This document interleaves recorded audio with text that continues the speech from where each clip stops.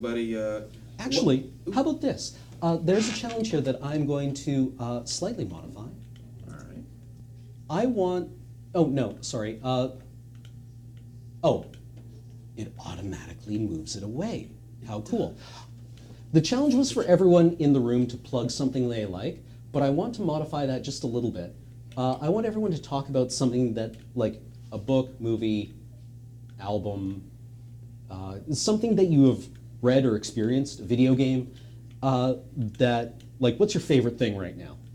What do you want to tell people about when they're like, have you read this? And you were like, no, wait, I want you to experience this. Give me a moment to think about that.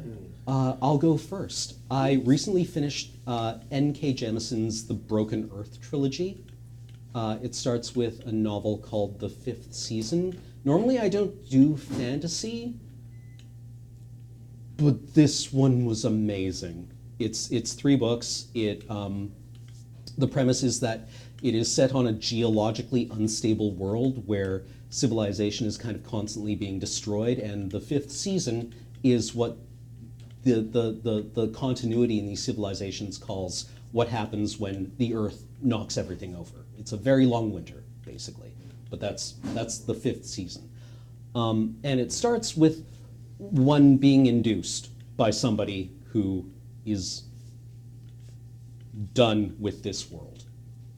And it's a post-apocalyptic story in one way, and it won all the awards. She won a couple of Hugos, I want to say, for it, and it's just outstanding. Dang. So give it a read. Go to your library and check it out if you have time. What was the name of it again?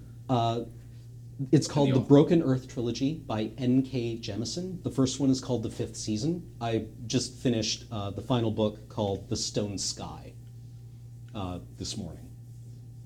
I need to go check that out. It's got a really interesting magic system and great characters with a really interesting examination of villainy.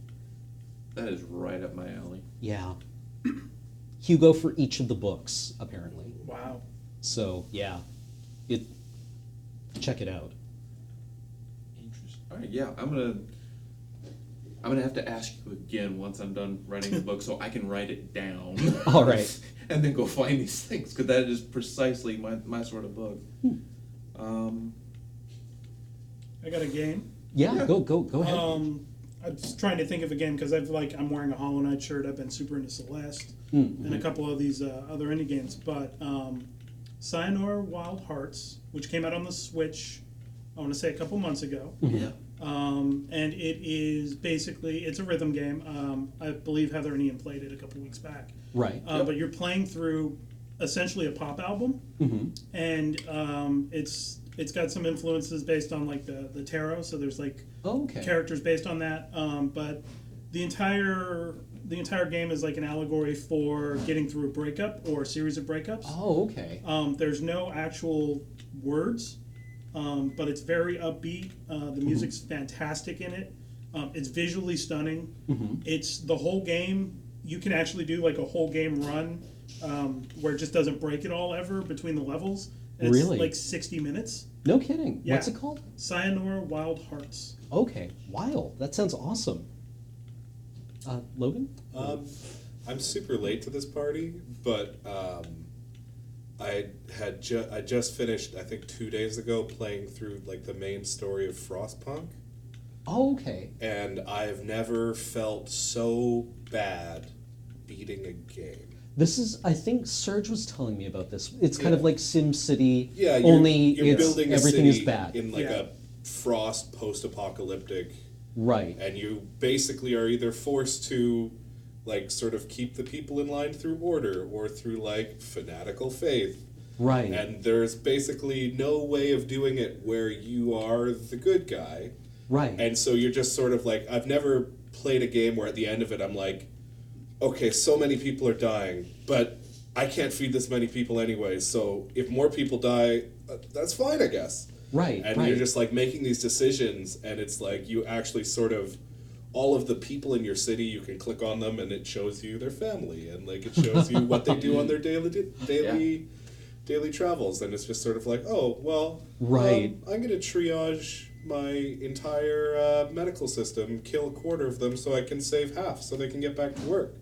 And it's just like yeah, like Yeah. Serge told me that one of the first decisions that you're usually given is like, do you suspend education and just force all the children into labor, into and manual labor? It's just like, well, you can put them in safe jobs. And it's like, yeah, that's great. They're safe, right? And then children start dying, and it's like, oh.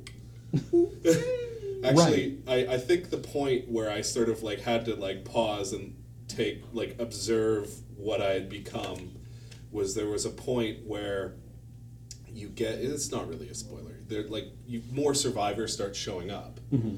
And I'm like, well, people are already dying at such a rate, like I don't have to house these people, they'll come and work through, and I don't have to feed them if they die. Right. So it's just sort of like, oh, just pour them through the meat grinder. Yeah, just operate so like get to the end. Like our conception of how feudal cities worked, or Yeah. medieval cities, right? Like, people are dying really, really quickly, but there's always more people coming in out of the country, so. At the end of it, like when I beat it, I'm like, I've never felt like I understood like some sort of like terrible historical figures, like just like fanatical figures. I'm like, but you just take all these incremental steps, so at the end you're doing horrible things, but like right. It feels totally justified. Right, well, I mean, like that's the dark hero, right? It's like, well, I mean, I had to do it. Exactly. Right, like that's Lord of the Rings, right? I always read that as what the One Ring was, right? You put it on, and that's the power to rule. What's the power to rule? It's making hard decisions on other people's behalf. Yeah. Really. Rob? Just trying to. There are a couple of books, but honestly, the one that jumps to my mind most recently, and I'm kind of going to sound a little bit like a shill saying this, because we've actually done a giveaway on this game this year at Desert Bus, but it's one of those games that it's not usually my kind of game. It's not one I really saw myself playing, and yet somebody caught my attention with it, got me interested. I sat down and played it, and oh my gosh, I loved it. And that is Valhalla. Oh, yeah. So you're playing like a cyberpunk bartender, right? Cyberpunk bartender. And there is gameplay involved. It's more a graphic novel than anything else, but there is gameplay involved, and the story, little portions of the story do change based on what drinks you serve to what customer at what time. Do you serve them exactly what they asked for, or do you serve them something else? Do you serve them the wrong thing, or do you serve them a surprise, and how do they respond? And they don't necessarily respond like, this isn't my drink. Sometimes they'll respond like, well, that's not what I ordered, but I'm glad you gave me this. Yeah, like, oh, this is really nice. This is really nice. Do you ever get like a reaction where people are like, oh, I'm allergic to this? I'm not sure. I never came across one where they had like an allergy or something like that, though considering how what the developers did, what Sukaban Games did with it, I wouldn't be surprised if there was such a reaction. Right. But I never came across it. But depending on what you do, it can change the game a little bit. Like, for example, there's this one character, if you, in your interactions with them, if you get them completely drunk, they run what amounts to a magazine in the future. They're the was it head editor, editor-in-chief? Editor-in-chief of a very popular magazine, and if you get them completely wasted, the article the next day, because you can read certain articles in the magazine, the article the next day is great. It is worth the read, because clearly they were still completely drunk when they wrote it. Awesome. But besides all that, yeah, you can get great interactions or great different things depending on what you serve. Sometimes the patrons give you a very vague order, and you kind of have to figure out what drink are you talking about. Oh, are they like, I don't know, I had this thing, it was kind of like brown and herby and like maybe a little bitter. That sort of thing, yeah. Yeah. Or they'll say, this drink reminded me of this experience, or it made me feel bubbly or happy or cheerful. I'm looking for a cheerful drink. Right. What the heck do I serve you that's a cheerful drink? Yeah, it's like, I think it had gin in it, and they're like, no, I meant vodka. Yeah. This is, The other wait, gin. is this, no. But with all of this, like, that's an excellent portion of the game, but with all of that, it's also, there's this amazing story that is also happening underneath all of this. That progresses through the game. Little bits and pieces of it change, but the story itself kind of stays with it. And the story just, it hits you. The feels hit you hard. All right. You want to, all of these characters, even though they don't seem, some of them don't seem like it at first, all of these characters have such depth. You get to know them as the game progresses, and even the ones that you hate, because some of these characters you just immediately, I hate this person. I wish they would never come back to this bar, and I'm putting that very nicely. And yet they are not just a two-dimensional character, and it's amazing. All right. Again, it's depending on how you mix the drinks and what drinks you serve. It is a game. There are some game elements, but it is a lot of graphic novel to it. But folks, it's worth it. It's worth a playthrough, and it won't take long. And I am so looking forward to the sequel that's coming out soon, Nirvana. Oh yeah. I think that was on demo at PAX. It was, yeah. It was. I am so looking forward to it. Rad. And oh, by the way, folks, I guess I should throw this in there.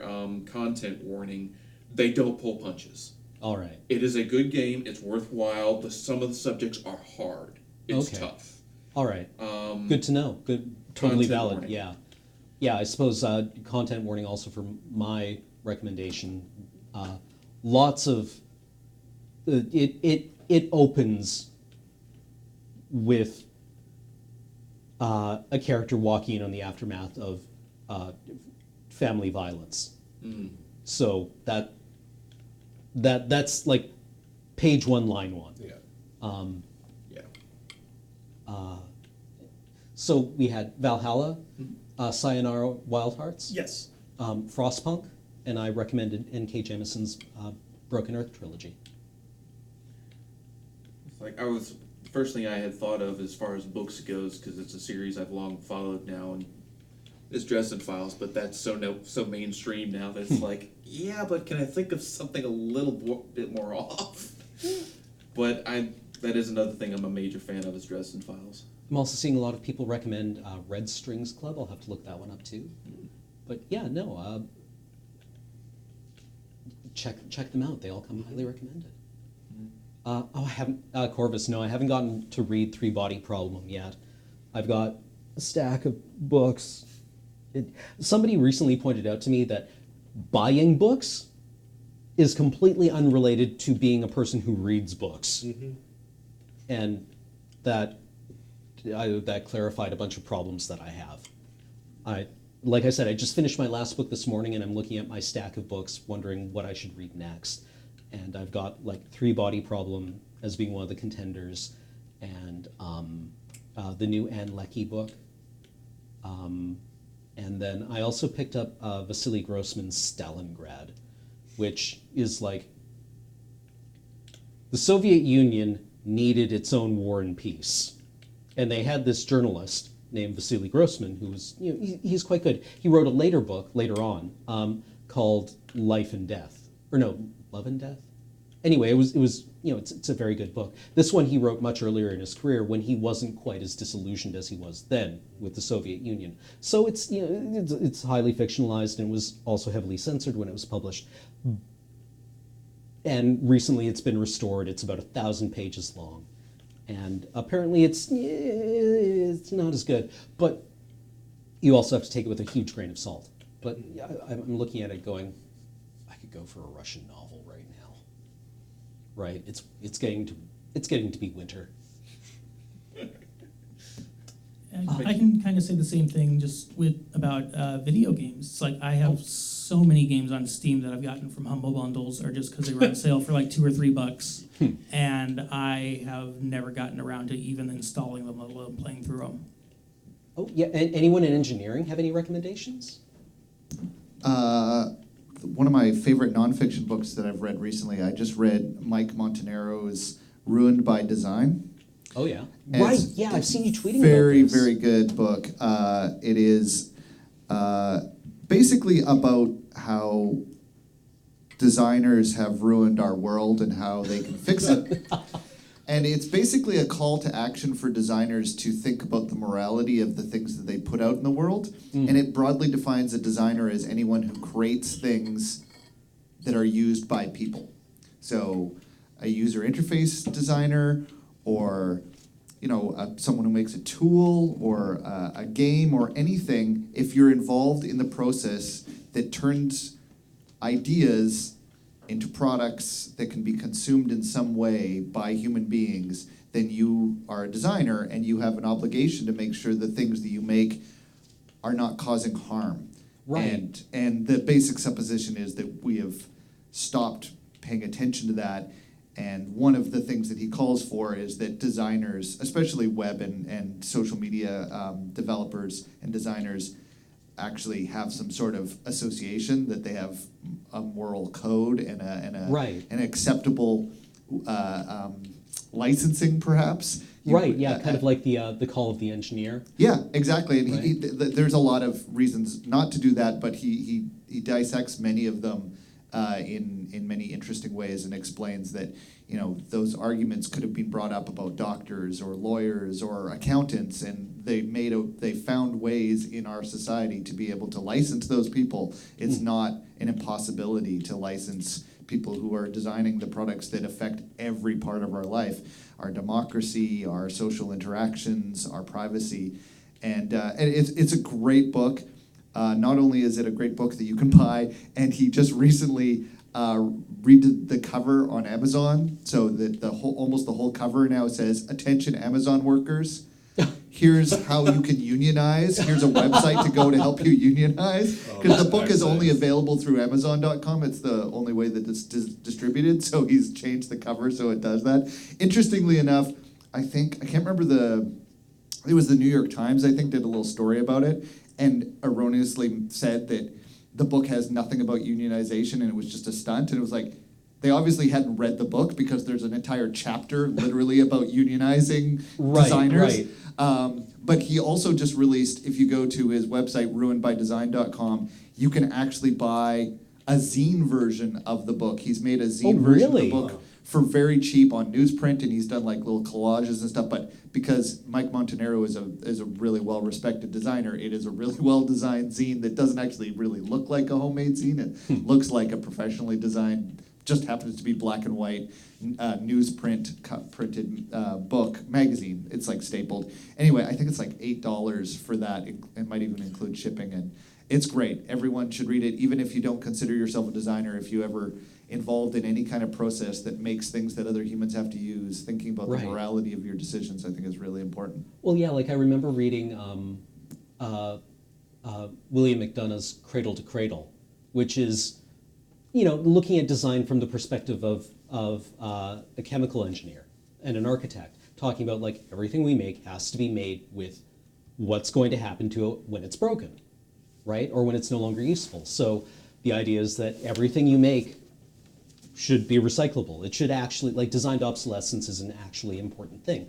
But his statement on it was that design determines intent, right? And if you don't care, that doesn't mean that it doesn't have an intent, right? It just means that it's been designed carelessly, right? Like, if you don't care about what happens to something when it's done, then it's probably going to go into a landfill, right?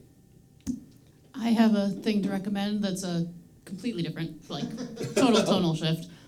There's a game called Blood on the Clock Tower, which, if you've ever played that party game Werewolf, where everybody sits in a circle and someone's a storyteller and you all go to sleep and someone gets murdered and then the town votes who they think is the werewolf and they execute someone and you go around till good or bad loses or wins. If that is tic-tac-toe, this game is chess. it's the same general pattern of like how the gameplay runs, but it's got a lot of additional complexity and additional strategy. And they had a like wildly successful Kickstarter in the spring. They haven't quite started releasing yet, but there's like groups in a bunch of cities all around the world of people who have like pre-release copies and do like Facebook groups and stuff to organize playing it, and it's a really good time. Like, wonderful chance to hang out and lie to your friends and try to execute each other. I always love the stories that come out of werewolf and werewolf adjacent games. Like Serge told me this wonderful story about playing werewolf with a bunch of Magic players, and one of the really top tier Magic players in our community just looked at Serge and said, "Who's the other werewolf?" And Serge looked at the other werewolf, because Serge was a werewolf. Oh man.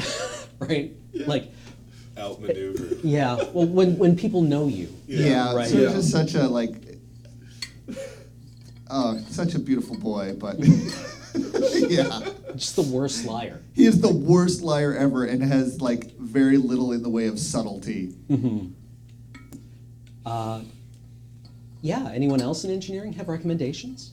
I have one I want to throw out. Absolutely. The game Subnautica. Right. I've seen a lot of people talk about this. It at first it looks like it's going to be a prettier underwater Minecraft, and at first it is, but it has a surprisingly deep story with it kept surprising me. But it also had a surprising amount of emotional impact. And some of it is just because it's a brilliant story, and in an open world game, you don't get that very often. And I think part of it is because it is an open world game, they give you a chance to become invested in the world, in the area that you're in. You get to build a base, you get to explore, and then things happen. And when they do, you feel it. You feel it for a long time. And some of it's beautiful, some of it's a little bit scary, some of it feels awful. And I had an incredible time with it. I just keep trying to find people I can talk to about it. And I played it like a year or two ago, and it's the first thing that came to my mind when you started this conversation, because I still think about it. So, Right. it's a pretty incredible game. Lasting impact. Yeah, like I think the last time I saw anything about Subnautica, Jordan was playing it on stream, but it was in early release, I think. And it's complete now, right? Yeah, it's complete now, and I also got it in early access, and they didn't have any of the story in yet. And so when I fired it up again after it was released, I was not expecting any of what happened. And there were multiple times that like I played for all night, and then suddenly story happened. And it's really interesting because they never tell you story. The story just happens to you. Oh, interesting. And like there were moments that I just had to save and stop and think. And come back to it another day because it was so much. So it's pretty hard to get that from a game these days for me. So it's pretty cool. Sean? I don't have anything as impactful or life changing as some of the other ones, but one of my favorite anime recently that's actually this season, along the a lot of people have been talking about board games, is it's called Hokago Saikoro Club, or it translates to After School Dice Club. And it's a pretty chill show. It's just about three girls who are enthusiastic about analog games, board games, card games, that sort of thing. One of them wants to be a game designer, and like I said, it's going on this season, so it's not finished yet. So I'm excited to see where it goes. But it's just been real interesting. And my favorite part about it is that the games that they're playing on the show are actual real life games. Like they're not using Greeked out or subtly fake names for the games. They're actually playing real games that you can buy, and a lot of them are like German style games. Oh, okay. So, Do they ever wind up like trying to get into Twilight Struggle? Haven't gotten that far yet. Okay. Sounds pretty interesting, though. Yeah, I think, not to necessarily plug a streaming service, but I believe it's on Funimation in the United States, and I'm not sure about other regions, but it's definitely out there. Okay, cool. Oh, I had a question about Blood on the Clock Tower. How do they solve the problem that has always plagued me whenever I play Werewolf, which is getting murdered in the first 5 minutes of the game, and then being on your phone for 2 hours while everyone else finishes the game? So the way they solve that is that the dead keep playing. You continue going to bed every night. Rad. Everyone who's in the game has some sort of power or ability. They can do something, they can get information. When you die, you lose that, and you can no longer nominate people to be executed, but you get one last vote on an execution, and a vote for someone to be executed passes if half the number of living people agree on it. So the dead have this ability to just like completely throw 1 or 2 votes when it matters, as there are fewer and fewer living and more dead who have to make a wise decision, but can just sort of overwhelm the living's decision making. And so you get to stay engaged, and you still care about which team wins or loses because you're still good or bad, and you can still talk to people freely. Ghosts can end up controlling the entire game if the most gregarious people die first. Cool. Nice. All right then. I think that's a fairly healthy set of recommendations. Yeah. So yeah, I hope the person who submitted that challenge is satisfied with it.